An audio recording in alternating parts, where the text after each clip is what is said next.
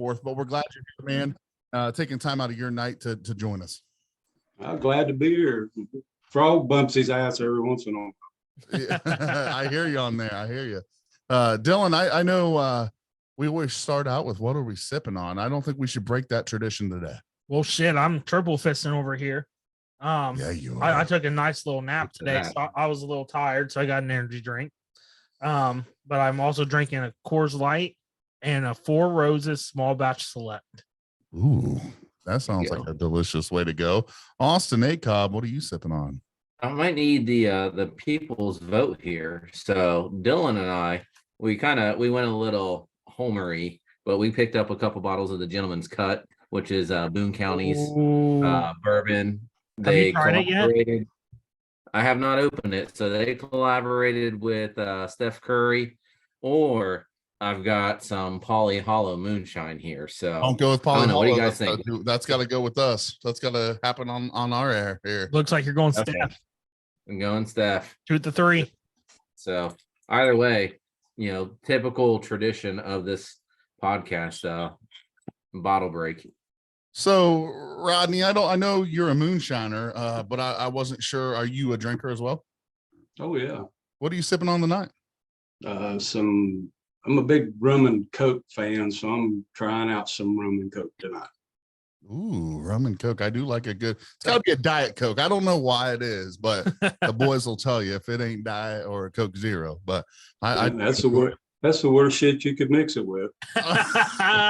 Everyone says that, but hey, you know what we always say? You mix it with. Might as well just drink it straight before you mix it with something Diet. Get him kicking my ass right now, guys. No, so, Anthony. Yeah. On that, you said he's a moonshiner, but you don't know if he drinks.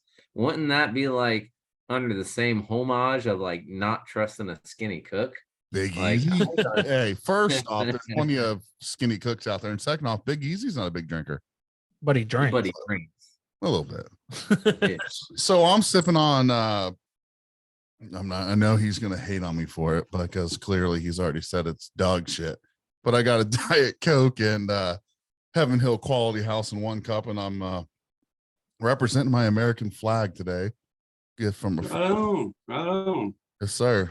Along with the American flag tattoo. We love America here, all things American. But this is Four Roses small batch select. I haven't tried it yet, and can't wait to take a little sip here. So Dylan, we don't do this often, but I'm trusting you today.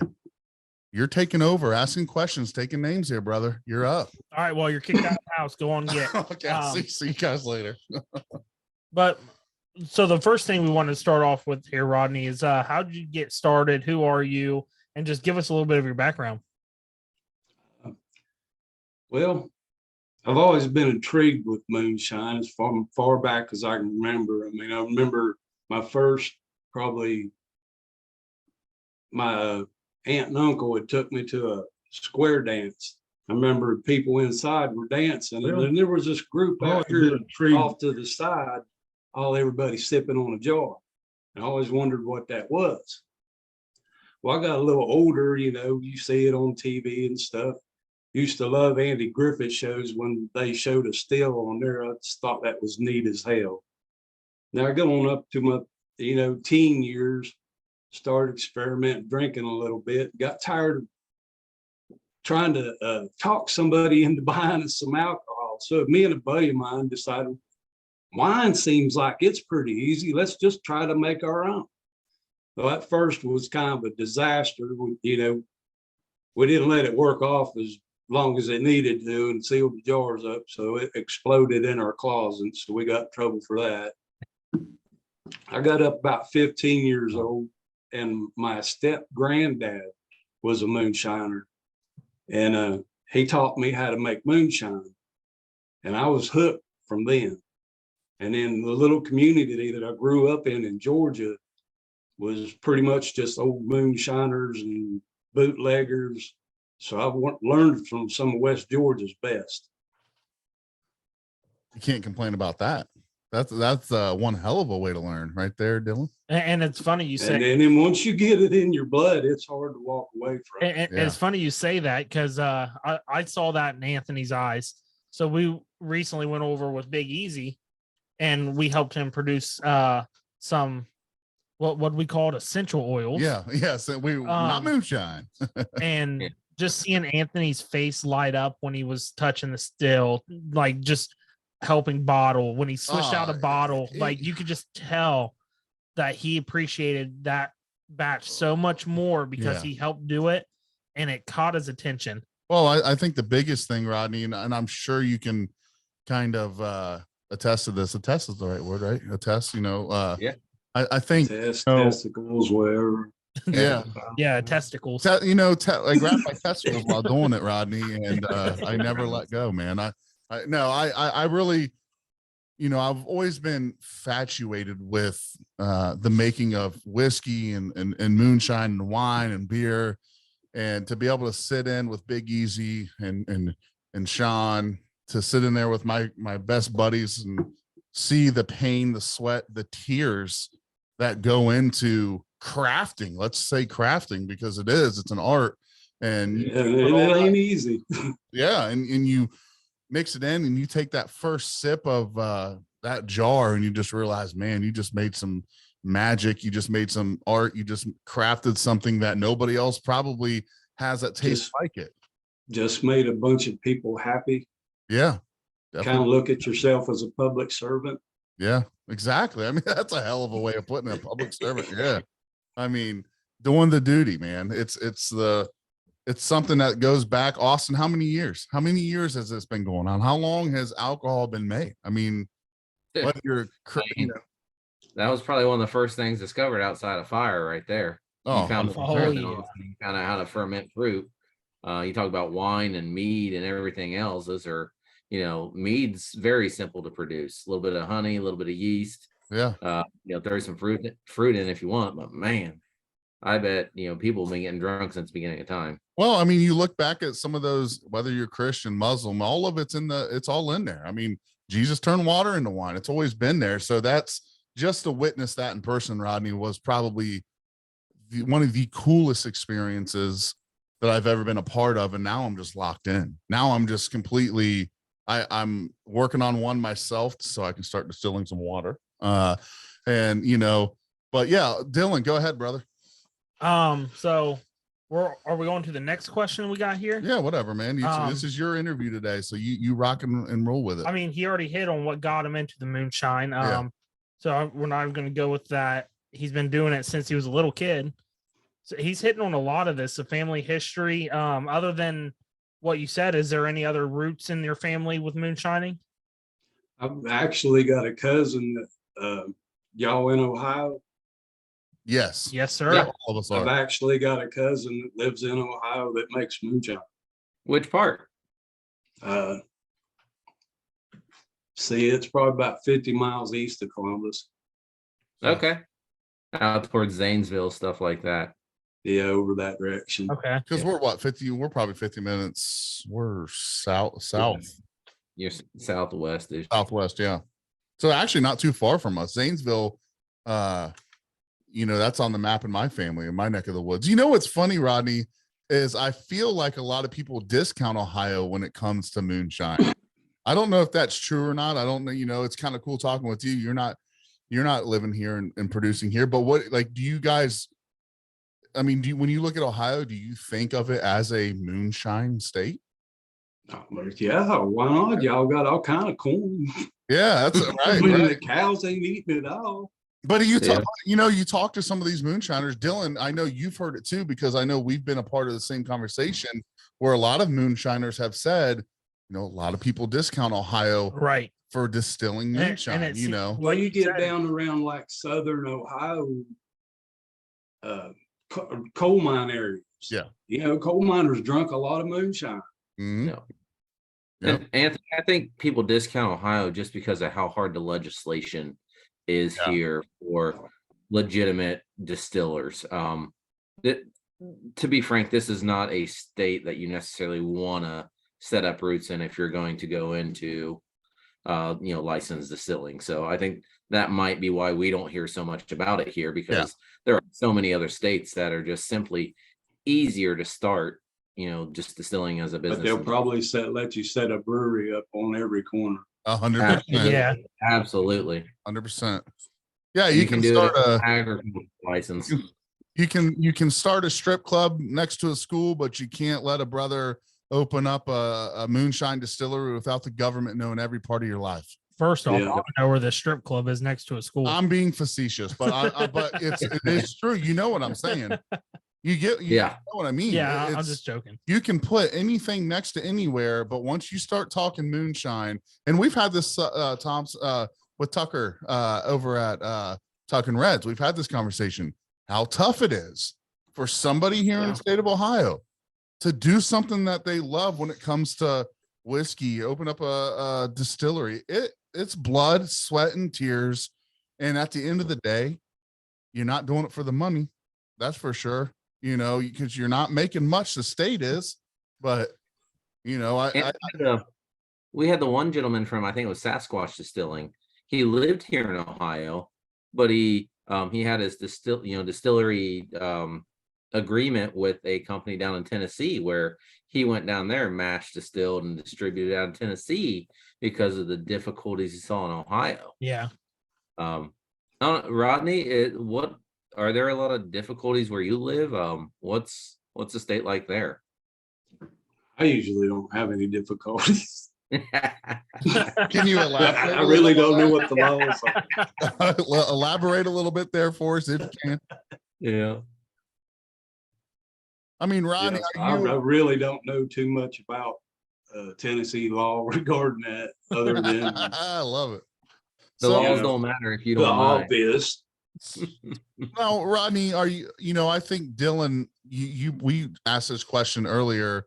Do you happen to have any recipes out there that somebody could try somewhere? Have you ever worked with anybody to get some of your, I guess, brand out there or anything like that? I've showed a few people, that's wanting to get into it, how to make. I've let them set in with me while I was running some off before. Mm-hmm. So, if anybody asks me and I know, I don't have any problem, yeah, I got you. trying to carry it on. So to elaborate a little more on that, Anthony, and I'm sure you can jump on this. Sean just said that you and Margie make some of the best, that you guys have a legal brand watermelon in Pennsylvania. That's kind of what I was looking at. Was there any? Yes, we collaborated with Jimmy Jack, Sean Shack in Dillsburg. I kept aggravating him for a long time when he had worked for this other distillery that I was wanting t-shirts, and he sent me some down by his daughter. We had to meet her in Pigeon Forge, and I thought, well, I'm gonna send him a quart of our watermelon moonshine. And he fell in love with it and thought he could do something with it, so we collaborated. He did all the legals, it's made there and everything with our recipe, and this is it. Are you happy with it? Are you happy with that? I mean, does it taste different than what you would make at your? Now we went over our recipe and it's got. I mean, it's hard to tell the difference between mine and that. That's awesome. Good to hear. I know sometimes a lot of. I mean, it's that close. Okay. Rodney, how many different so you got watermelon, how many different flavors or products do you distill?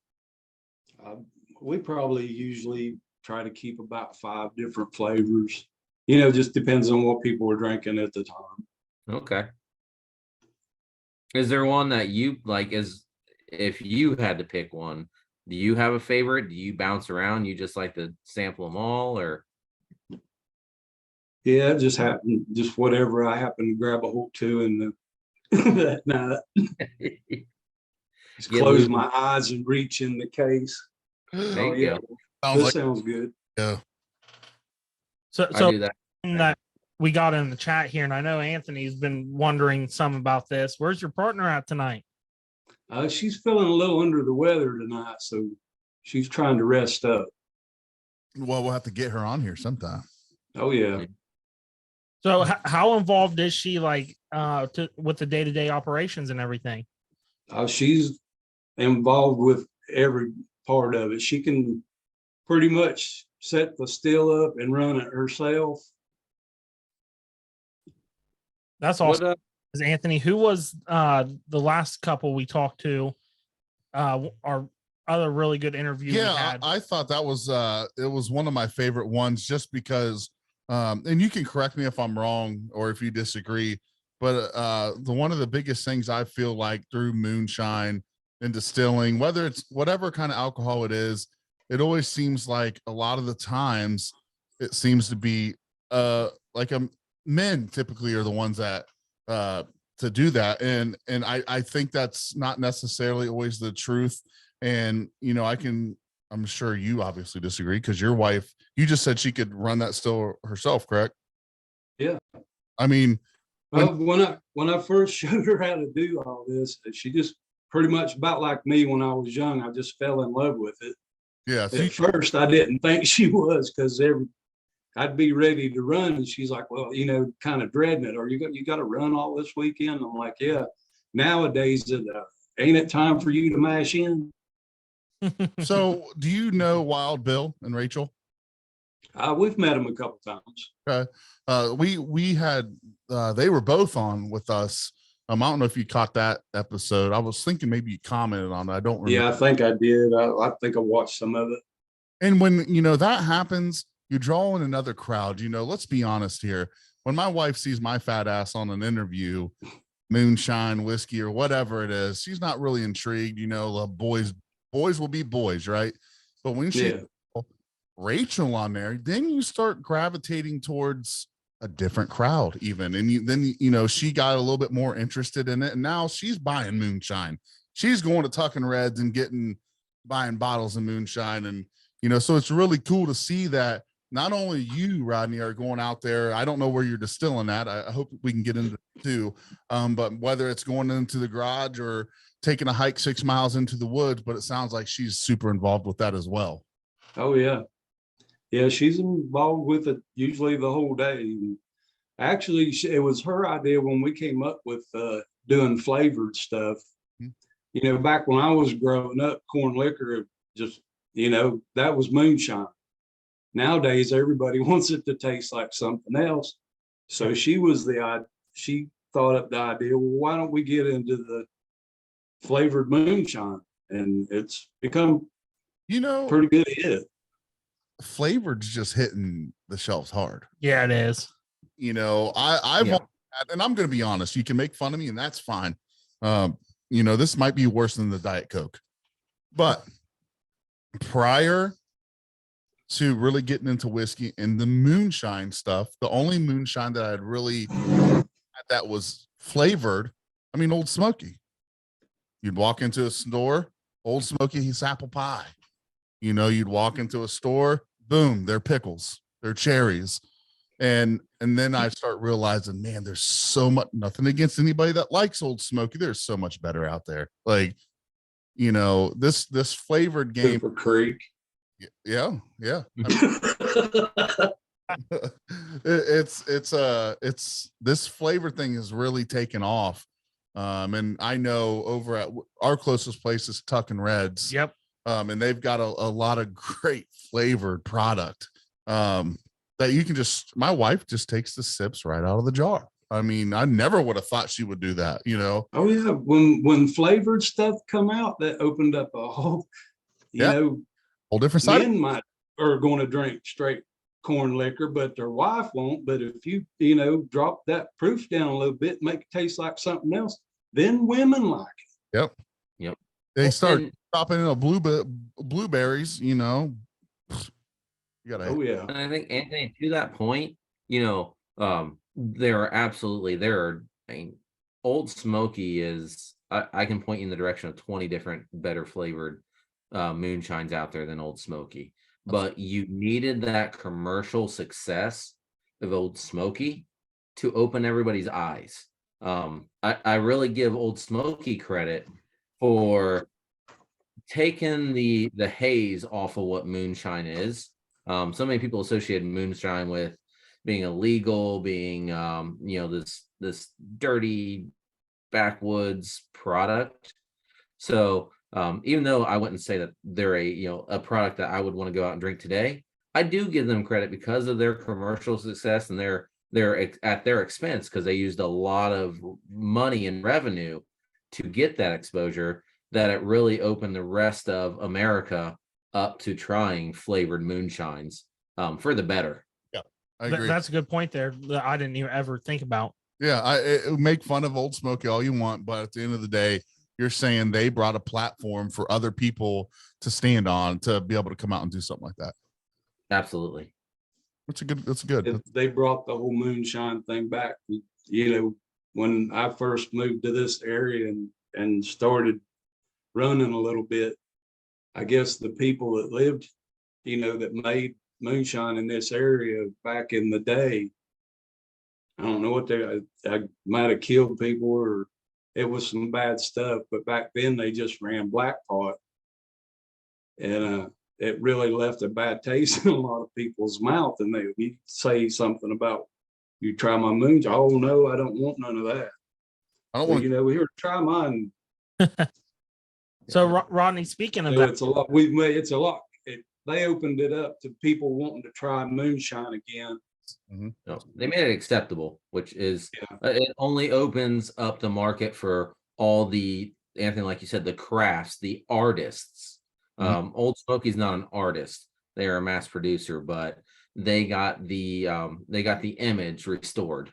So, right. Yeah. So Rodney, one thing that we've noticed, talking about ingredients, it seems like a lot of people like to buy local, like to buy like some fresh stuff from local farmers and everything.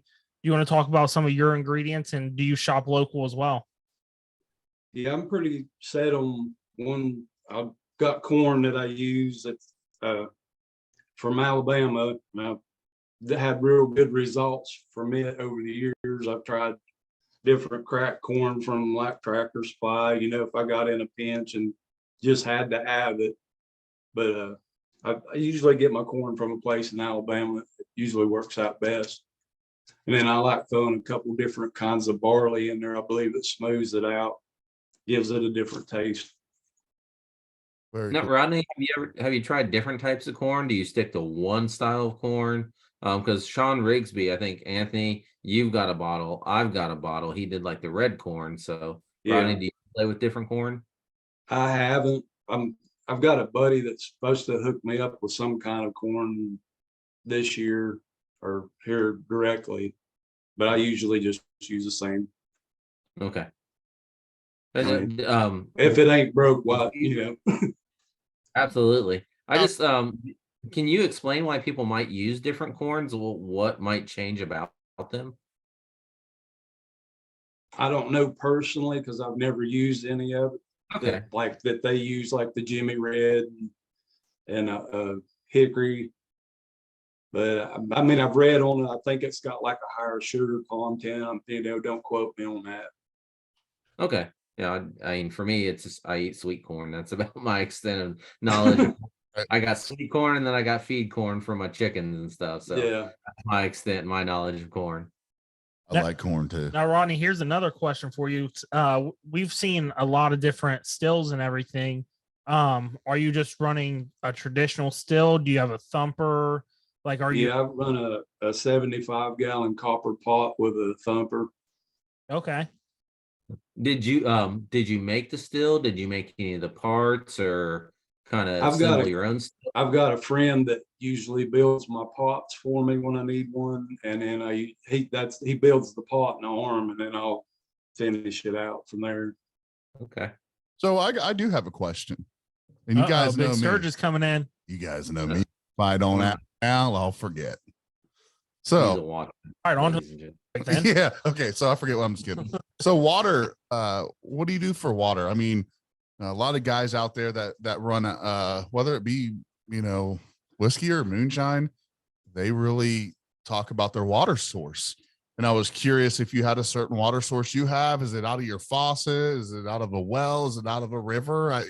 We actually get our water from Cooper Creek. Very cool. Very cool. So, is that something for the mash? I mean, you can use any water for your worm, but we've always had real good results with the water from Cooper Creek, so we'll go the extra mile and go up there and pump it out. if we're not running there. Now, for your the proofing process, I mean, do you distill right to where you want and then flavor? Do you have to go back in and do a slow water add to get to the proof you're looking for? Do you use that same water? Yeah. Okay. Yeah. So what do you think water, I mean, here's my question. I'm trying to think in my idiot brain how to ask it. Do you think or I guess how important is, I mean, get it out of a faucet? Do you get it? I mean, can you get it out of a hose? At the end of the day, Rodney, is it going to be the same thing? I mean, is it going to be, after it's all said and done? No, it's going to have a different, your water is going to affect your taste quite a bit. I mean, you can use water out of your faucet if you're, like city water, but you got to let it sit and evaporate some of that chlorine off. That's what I was curious. It's still not going to taste the same as if you was to use some good clean creek water. Okay. Now, Yeah. you use well water over city water? Yeah. Absolutely. Yeah.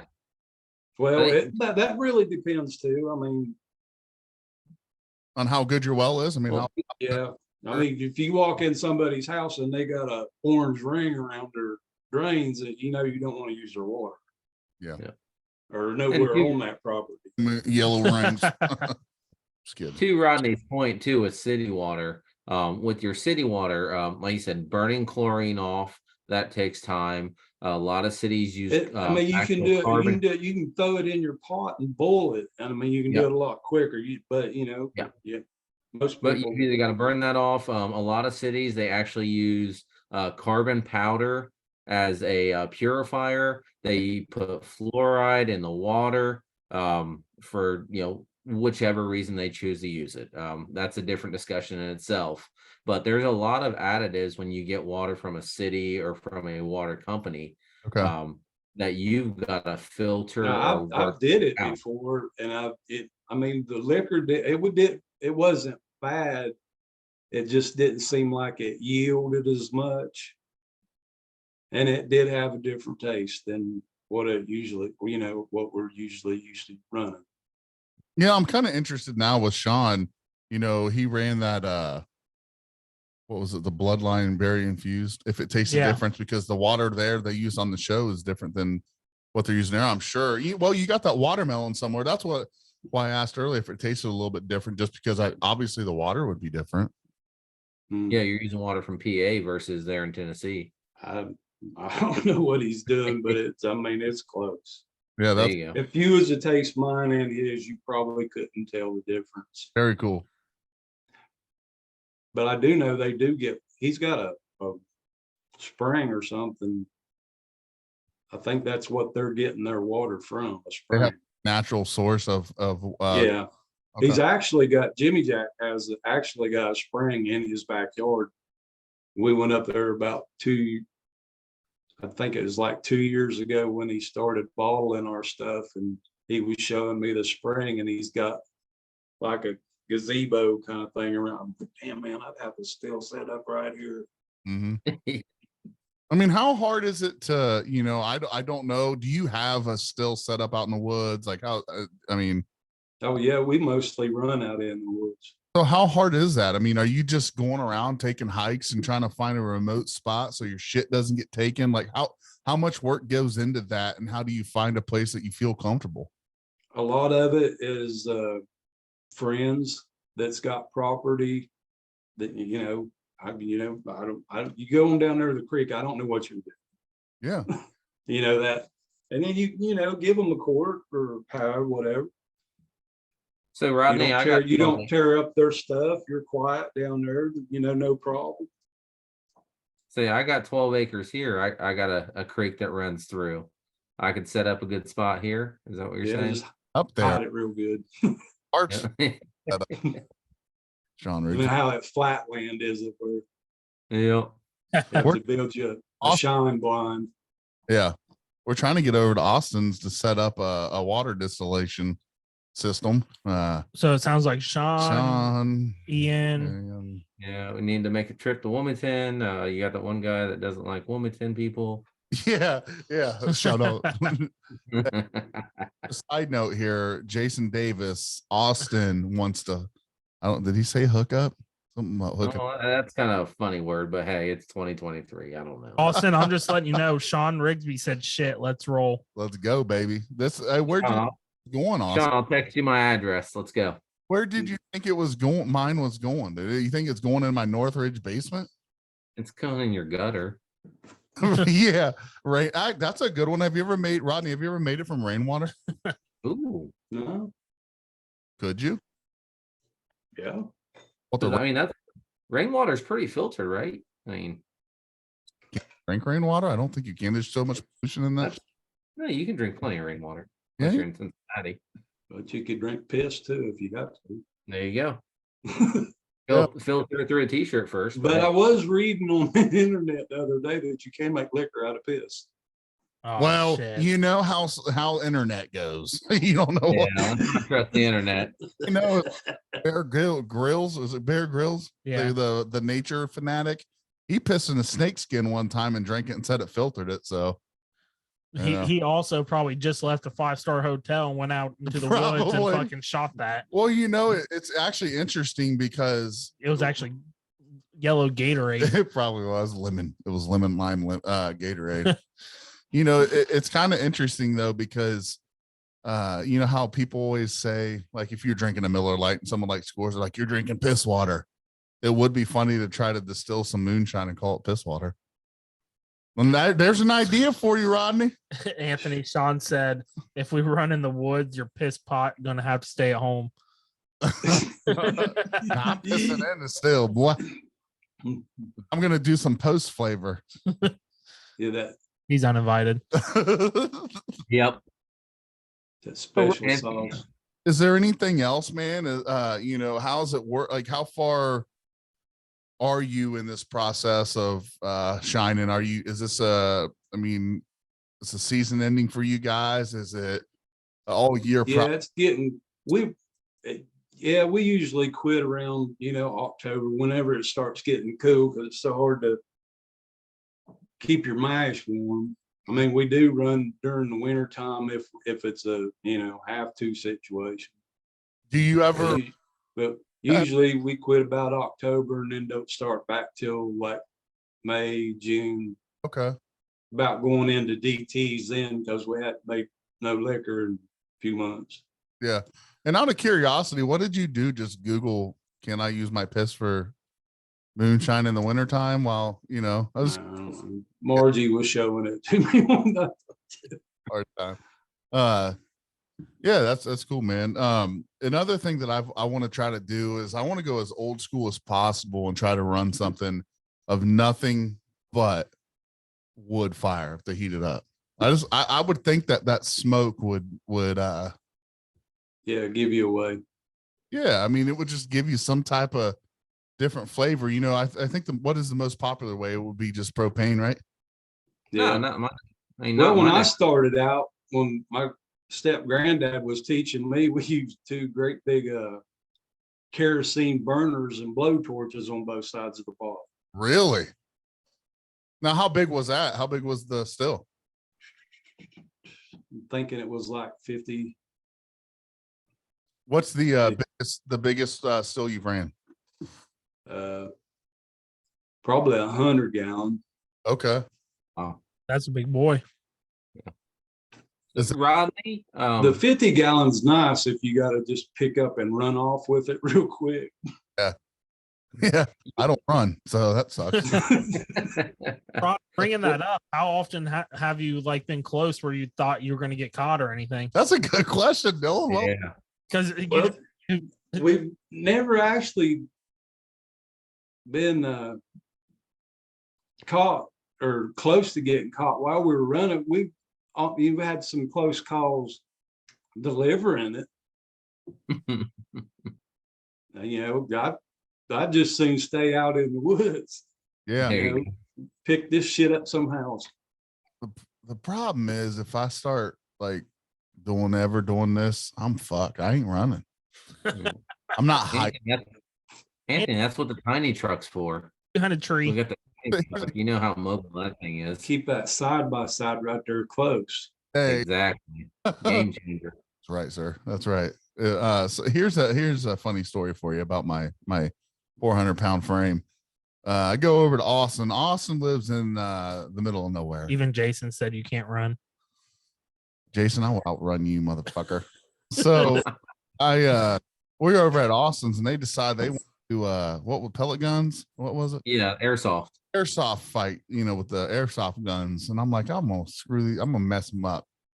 Well, they're all hiding. They're behind trees. I didn't find one tree in his woods that I could go sideways on. I'm like, so they're shooting me and I'm getting pelleted in the stomach. I'm like, ah, shit. Like, there's no way. If I can't win an airsoft gun, there ain't no way I'm hiketailing out of the woods with a 55 gun still. Wait.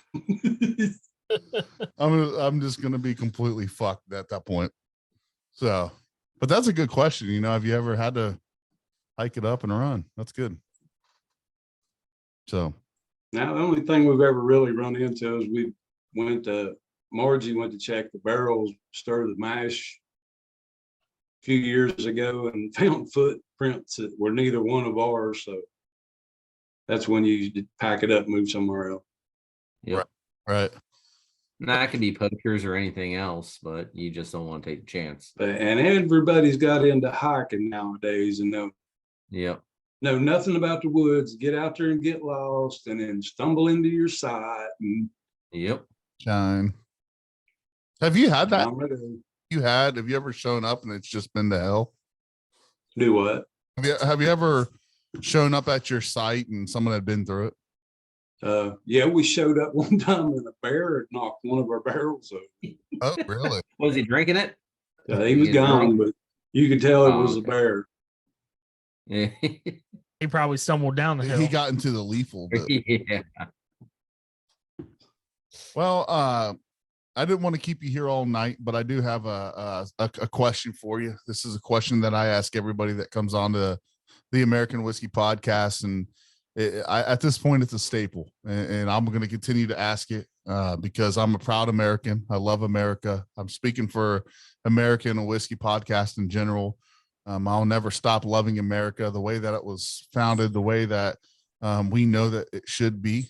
But I don't care if you're a Democrat or if you're a Republican, what it is, but I just want you to bring up just one thing that you want to say about America. And I don't give a shit what it is. I don't care what anybody else listening thinks of what it is, but I just want to give you that platform for a minute to tell us, something about America, man. Something that you love, something you hate, something, whatever. I don't care.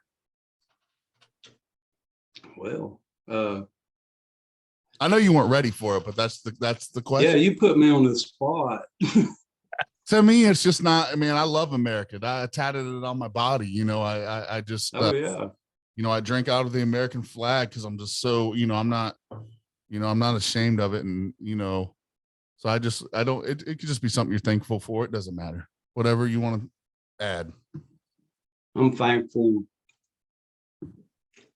to have so many freedoms that we have. I'm not real proud of how the government's letting all these immigrants in right now, but other than that, I'm proud of America. I'm glad we live here. Yeah, I love to hear that. I'm Nice, glad that short and simple. I love I'm it. glad that I live here, and as am I. You think about when I created American whiskey, people were like, "What does that even have to do with anything?" And I always ask the question, like, "What? How doesn't it?" I mean, we just talked about it in the beginning of this. That's what America was built on. 100% Whiskey. content. Whiskey and beer. Well, What's made the footprint of this country. Even when they made it hard to buy it, and you could only get it during with a prescription, it was still, funding America during the Prohibition. It was, they could. yeah. If you've got good moonshine, you can get about anything you want. Right. And the biggest thing to me is they did the prohibition. We've talked about it, Austin. We've had an episode on it. They couldn't fucking function without the profit from the alcohol. Like it didn't end because they wanted to help the American people. It ended because they couldn't afford not to. Right. And that's kind of what we got into that episode. It's why they made it medicinal purposes. Right. That's why they did all these things so it could still get out and about and not just die away. And you got guys like Rodney that are doing it, you know, to this day. People are still doing it. They're bringing the, what did you say, Rodney? You said you were, what do you call it? He said, Public servant. public servant. He made essential oil for your skin. Listen, you know, if I'm alive during the prohibition, I'm going to the doctor. Cough syrup. Doc Rodney's cough syrup. Uncle, yeah, I like that. I mean, yeah, go ahead. So to that point, we won't delve into it this episode. We don't have time to. Oh, we have Now, there is a legislation over in Kentucky right now trying to repeal a portion of the barrel tax that goes into whiskeys and bourbons for the country that have heavily funded schools, roadways, everything else. So you talk about we are 100 years or so, you know, from prohibition, and they're starting to make these odd decisions to try to defund. We saw the rise in whiskey and moonshine over these last 5-6 years, and now that it's a mainstream product again, these tax legislations are starting to show up to curb the success of it. So that's one thing. Listeners, us as fellow people on this podcast, go out and look at that, you know, what's going on there. It's really unique. Like we're making a circle back around. Not saying that prohibition is going to become a thing again, but they're starting to try to, you know, remove taxes, defund it in a way. It's very, very circular motion. I was Cycle out it the other day, and you know, something that, you know, I know this has been said before, but I actually believe it. It's there's so many more of us than there are them, and somehow or another, these idiotic laws, or you know, whatever you want to call it, it's still like this stuff doesn't come from the people. I don't feel like it's coming from those people that are trying to make decisions for us. You know what I'm saying? And luckily, we still have people like Rodney that are able to fill our medication bottles. You know, if that does happen, Rodney got public servants out there Look me up. that I'll are take care of them. to fill your fucking prescription bottles, because people in Washington or your state capital are too busy about, you know, what Austin's talking about right now. I mean, it's a real thing, and educating yourself. We always say Austin's the most educated person on the podcast because he is. I mean, he's always, you know, Austin, you're always trying to dive into knowing what's always watching, man, and that's awesome. Well, it's no secret because let's be real about it, Anthony. Me and you will do a research on what we're going to be drinking, or someone that we want to talk to, or something like that. But Austin gets to the laws. Yeah, he gets what's coming up in legislation. Yeah, he thinks outside the box when we're thinking one-minded most of the time, which is good to have. Yeah, and I thank you for that, Austin, and Rodney. I thank you for the public service that you're doing, man. I love that distilled water, brother. It's good.